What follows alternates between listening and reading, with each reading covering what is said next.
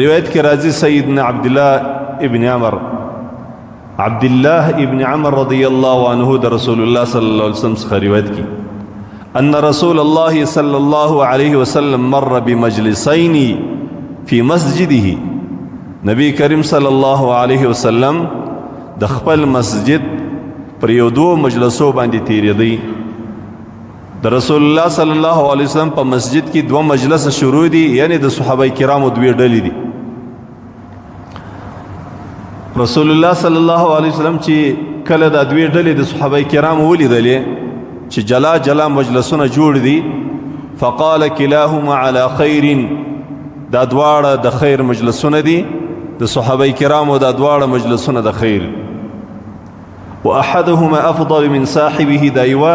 یو مجلس دا بهتر دی در دا بل مجلس. دا یو د صحابه کرامو مجلس دا در دا بل مجلس د صحابه کرامو دا افضل و بهتر دی. اما هؤلاء فيدعون الله ويرغبون الیه، دا یو مجلس د صحابه کرامو د دې لپاره جوړ دی چې دوی د الله تبارک وتعالى څخه دعاوی غواړي او امید دای چې موږ کومه دعا د الله جل جلاله څخه غواړو الله رب العزت به هغه دعا قبول کړي،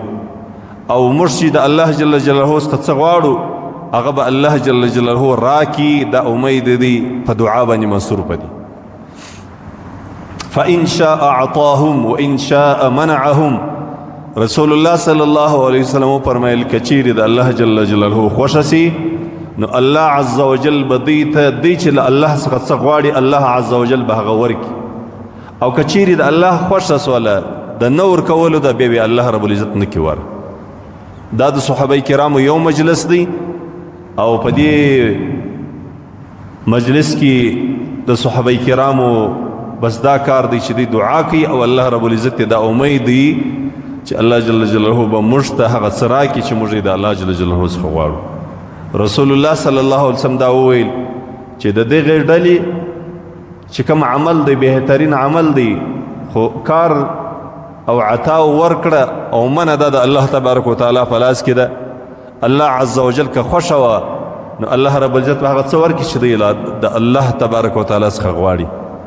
او که چیرې د الله خوښه وه د نه ورکولو ده به الله رب العزت نکي ور. بل مجلس دی رسول الله صلی الله علیه وسلم د دوم مجلس مبارک وی اما هؤلاء فيتعلمون الفقه او العلم ويعلمون الجاهل فهم افضل.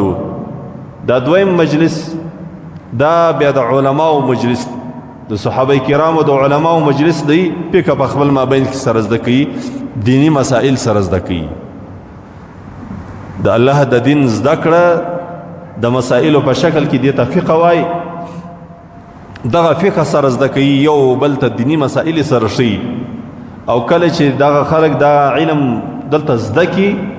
بیا په دې علم باندې و جاهلانو ته و هغو خلقو ته چې هغه ناپوه دي نی دي زده هغو ته به د الله دین وشي او دا د دین مسائل به هغو ته بیان کی. فهم افضل. رسول الله صلی الله علیه وسلم در هغه ول مجلس در خلقو د دویم مجلس خلق چې دي دا افضل دي بهتر دي، د دې خیر او برکت چې دی در هغه ول مجلس والا زیات دي، کنو هغه په بهترین عبادت باندې مصروف دي، د الله تبارک وتعالى عبادت کوي. خو د دویم مجلس خلک چې دی هغه د الله دین زده کوي، او د دې دین زده کړه چې دی خپل او کې دی په دین باندې خپل پوسی، بیا به دا یو کلمه دوی کلمې یو باب دو باب دا یو مسله او دوی مسلې به بیا دی و نور خلق ته ورسي. فهم افضل وانما بعثت معلما ثم جلس فيهم. بیا رسول الله صلی الله علیه وسلم الخبر در ای خلقو زم الله عز وجل معلم راستولیم شوون کی و خلقو ته د الله د دین. ازم امتیانو زم الله عز وجل شوون کی د خلقو د پاره راستولیم. نو زه په دې مجلس کې د صحابه کرامو کښېنم او رسول الله صلی الله علیه وسلم بیا په دې کې کښېناست. زما ورونو په دې باندې مشته هغه سبق مشته میلاو سو چې د الله جل جلاله په دین کې در زده کړي بهترین شی دا بلنس در دعا در اذکارو او در نور نوافلو د ټولو بهترین عبادت هغه د الله جل جلاله د دین زده کړه ده چې سړی د الله تبارک وتعالی دین زده کړي او په دې باندې خیر په دې کې خیر ډیر دی